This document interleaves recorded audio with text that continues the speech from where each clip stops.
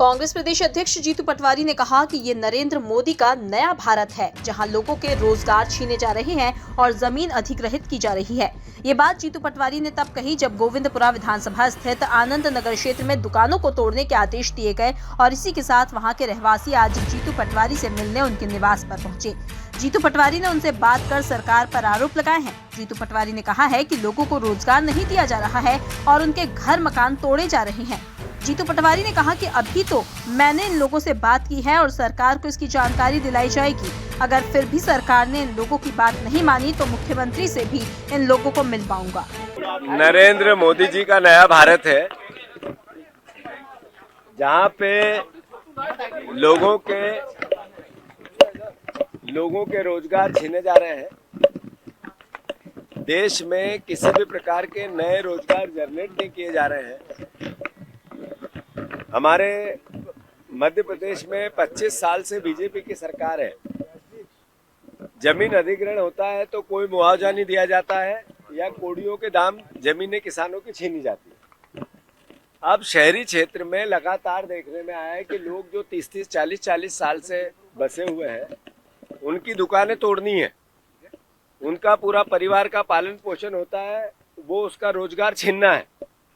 लगभग दुकानदार 200 से ऊपर कर्ज में है, फिर भी उनकी सुनवाई नहीं होना है और धोखे से उनके कागज लेके उनको 10,000, 20,000, 50,000 मुआवजा डालना है।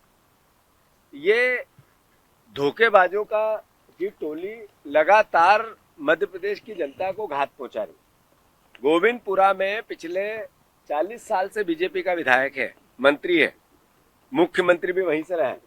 इनको जब हमारे गोविंदपुरा के आनंद नगर के परिवारजनों को दुकानें दी गई, तब आज 30-40 साल से ये काबिज है। 3-3 पीढ़ियां चली गई और अभी सब कर्ज में, धंधा है ही नहीं पहले, और जो है उसको भी छीनेंगे।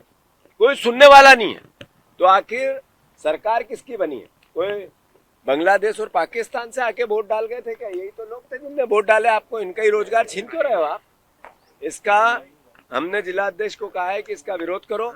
एक भी दुकान नहीं हटेगी जब तक जो अधिग्रहण की एक पूरी प्रक्रिया होती है, जिसके हिसाब से आज बाजार मूल्य के हिसाब से दुकानों के मुआवजे दो या विस्थापन दो, या तो नई दुकानों के लिए जगह दो या फिर आज के बाजार मूल्य से उनके पूरे परिवार का असेसमेंट करके उनका पालन पोषण कैसा हो, उस तरीके का कोई सिस्टम तय करो।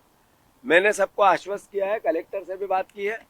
अभी मैं हो सकेगा तो मुख्यमंत्री के पास भी इनको लेके जाऊंगा। इस तरीके से अन्याय और अत्याचार करने वाली तालिबानी सरकार हो सकती है। मध्य प्रदेश की सरकार को तो इतना तानाशाह होने नहीं देंगे, नहीं तो हिसाब तो इनको 3 साल बाद भी 28 में देना ही है।